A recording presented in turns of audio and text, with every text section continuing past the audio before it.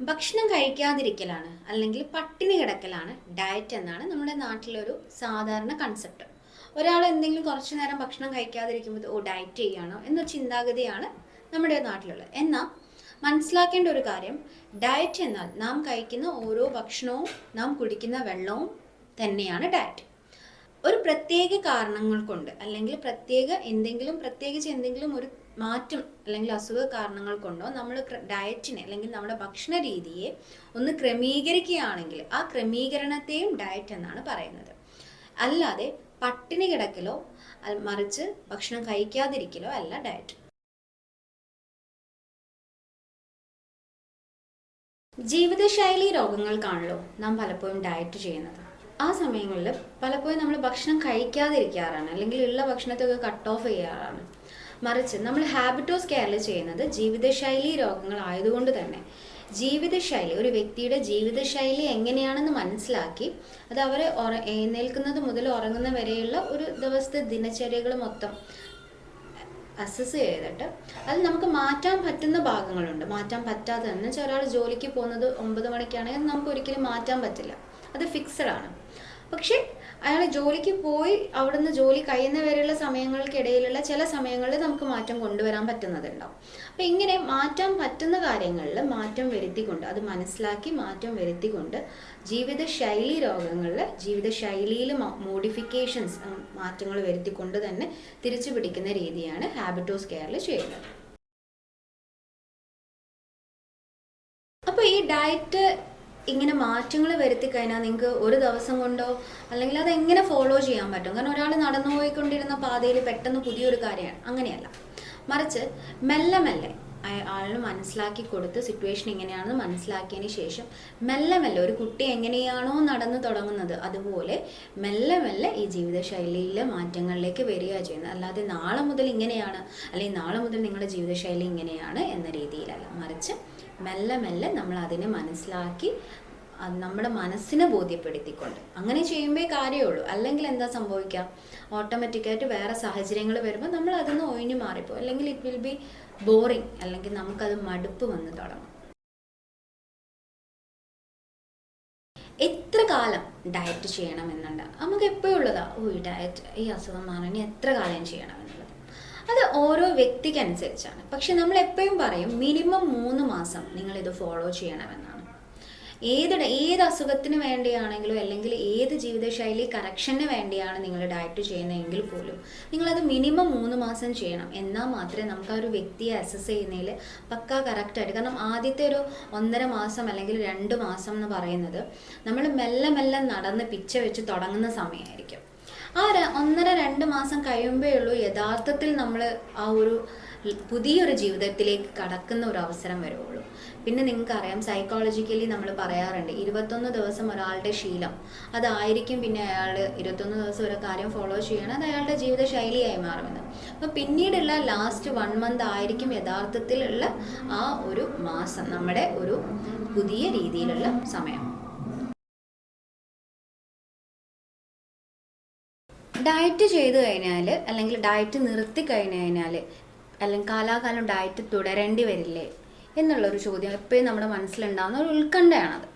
അപ്പോൾ അവിടെ മനസ്സിലാക്കേണ്ടത്, നമ്മളിപ്പം ഒരു കാര്യം റിവേഴ്സ് ചെയ്യുക എന്നുള്ള അർത്ഥത്തിലാണ് ചെയ്യുന്നതെങ്കിൽ അത് തിരിച്ചു പിടിക്കുക എന്നുള്ള ആ ടാർഗറ്റ് എന്താണെന്ന് മനസ്സിലാക്കാം. അപ്പോൾ ഒരാൾക്ക് BMI കൂടുതലാണ്, എന്താ പറയുക, മോർബിഡ് ഒബേസ് ആണെങ്കിൽ അത് നോർമലിൽ എത്തുന്നവരെ പോകണം, അല്ലാതെ പകുതി വഴിയിൽ നിർത്തി കഴിഞ്ഞാൽ ഒരിക്കലും തിരിച്ച് ഇങ്ങോട്ടേക്ക് വരാൻ പറ്റുമോ അല്ലെങ്കിൽ അങ്ങോട്ട് പോകാൻ പറ്റുമോ എന്നുള്ളത് ഉണ്ടാവില്ല. അത് മനസ്സിലാക്കി വെക്കാം. അതിപ്പോൾ ഡയബറ്റിക് ആയ ഒരാളാണെങ്കിൽ അവർ HbA1c അസസ് ചെയ്തുകൊണ്ടാണ് ചെയ്യുന്നതെങ്കിൽ HbA1c നോർമൽ ആണ് എങ്കിൽ അത് പിന്നെ തിരിച്ചു വരുമോ എന്നുള്ളതല്ലേ. അപ്പോൾ നിങ്ങൾ മനസ്സിലാക്കേണ്ടത് ഒരു 6 മാസം കൂടുമ്പോൾ HbA1c ചെക്ക് ചെയ്യുക. കാരണം നമുക്ക് ഈ ഷുഗറോ അല്ലെങ്കിൽ ഇങ്ങനത്തെ ജീവിതശൈലി രോഗങ്ങൾ വരണമെന്നുണ്ടെങ്കിൽ ജീവിതശൈലിയിലുള്ള പ്രശ്നങ്ങൾ കൊണ്ടാണെങ്കിൽ അതൊന്നെങ്കിൽ സ്ട്രെസ് ആയിരിക്കാം, അല്ലെങ്കിൽ വേറെ എന്തെങ്കിലും റീസൺ ആണെങ്കിൽ ആ റീസൺ ഉണ്ടാവുന്ന സിറ്റുവേഷനിൽ നിങ്ങളതൊന്ന് ചെക്ക് ചെയ്യുക. റിവേഴ്സ് ചെയ്ത് കഴിഞ്ഞാൽ തീർച്ചയായിട്ടും അത് വരില്ല എന്നോ അല്ലെങ്കിൽ പിന്നെയും വരുമെന്നോ എന്നില്ല. പക്ഷെ റിവേഴ്സ് ചെയ്താൽ നിങ്ങൾക്കൊരു കോൺഫിഡൻസ് ഉണ്ടാവും, അത് ഞാൻ തിരിച്ചു പിടിച്ചു. പിന്നെ ചെറിയ ചെറിയ അൾട്രേഷൻ വരികയാണെങ്കിൽ ഒന്ന് ശ്രദ്ധിച്ചാൽ മാത്രം മതിയാവും. ഡയറ്റ് ചെയ്യുമ്പോൾ അല്ലെങ്കിൽ ഭക്ഷണ ക്രമീകരണങ്ങൾ നടത്തുമ്പോൾ നമുക്ക് ഇഷ്ടപ്പെട്ട ഫുഡൊക്കെ കഴിക്കാതിരിക്കുക, സഹിച്ചൂടാ.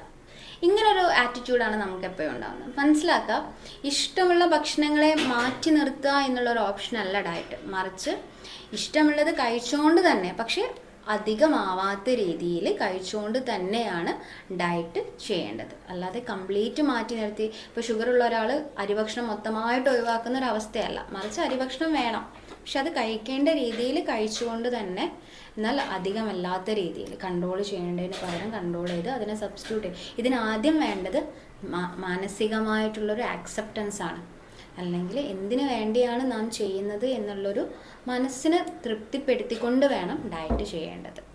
അല്ലാതെ ഇഷ്ടപ്പെട്ടതിനെ ഒഴിവാക്കിക്കൊണ്ടുള്ള ഭക്ഷണ ക്രമീകരണമാണ് അല്ലെങ്കിൽ ഡയറ്റ് എന്നുള്ളത് ചിന്താഗതി മാറ്റിപ്പിടിക്കുക. ഫസ്റ്റ് പറഞ്ഞ പോലെ നാം കഴിക്കുന്ന ഭക്ഷണവും വെള്ളവും തന്നെയാണ് ഡയറ്റ്, അല്ലാതെ ഭക്ഷണം കഴിക്കാതിരിക്കലല്ല.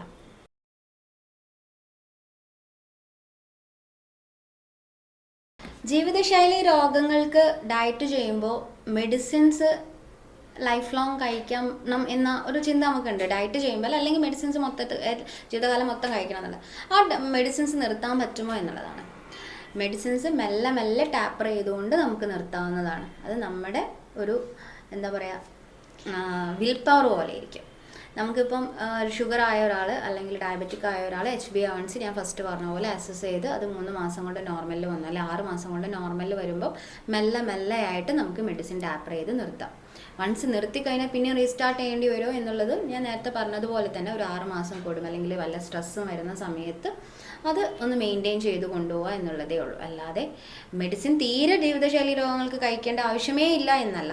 കഴിക്കേണ്ട അവസ്ഥയാണെങ്കിൽ മരുന്ന് കഴിച്ച് തുടങ്ങിയിട്ട് മെല്ലെ ടാപ്പർ ചെയ്ത് നിർത്തുക. അവിടെയാണ് നമ്മുടെ മെഡിക്കൽ.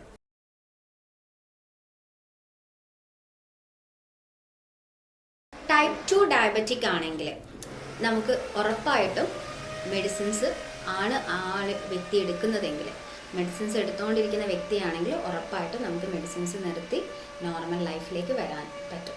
അതൊരു 12 വർഷം അല്ലെങ്കിൽ 22 വർഷം കഴിച്ച ഒരാളാണെങ്കിൽ ഒരുപക്ഷെ 3 മാസം അല്ലെങ്കിൽ 6 മാസം എന്നുള്ളത് ചിലപ്പോൾ ഒരു 9 മാസം വരെ നമ്മളൊരു ക്രമീകരണ രീതിയിലേക്ക് കൊണ്ടുവരേണ്ടി വരും. പക്ഷെ അത് കഴിഞ്ഞാൽ നിർത്താം കേട്ടോ. മറിച്ച് ഒരു തുടങ്ങിയിട്ടേ ഉള്ളൂ ഡയബറ്റിക് ഇനീഷ്യൽ സ്റ്റേജ് ആണെങ്കിൽ ഉറപ്പായിട്ടും വിത്തിൻ 3 months കൊണ്ടുവരാൻ പറ്റാറുണ്ട്. HbA1cൻ്റെ വാല്യൂവിന് അനുസരിച്ചും നിങ്ങളുടെ മാനസികമായിട്ടുള്ള വിൽ പവർ പോലെ ഇരിക്കും നമ്മൾ റിവേഴ്സ് ചെയ്യുന്നതിൻ്റെ കാലയളവ്.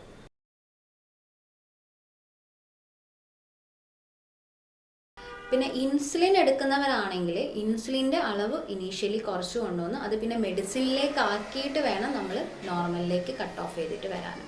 അല്ലാതെ ചാടിക്കയറി ഇൻസുലിൻ എടുക്കുന്ന ഒരാളുടേത് ഇൻസുലിൻ പെട്ടെന്ന് തന്നെ ടാപ്പർ ചെയ്ത് ഇൻസുലിൻ നിർത്തുന്ന ഒരവസ്ഥേന് പകരം ഇൻസുലിൻ ടാപ്പർ ചെയ്ത് കൊണ്ടുവന്ന്, കാരണം ഇൻസുലിൻ എന്നത് യൂഷ്വലി നമ്മളൊരു ടാബ്ലറ്റ് കഴിക്കുന്നതിനേക്കാളും കുറച്ചും കൂടി ഇൻസുലിൻ എപ്പോഴാണ് കൊടുക്കുക, ടാബ്ലറ്റും വർക്ക് ചെയ്യാതെ വരുന്ന സിറ്റുവേഷനിലാണ് പലപ്പോഴും നമ്മൾ ഇൻസുലിൻ കൊടുക്കുന്നത്.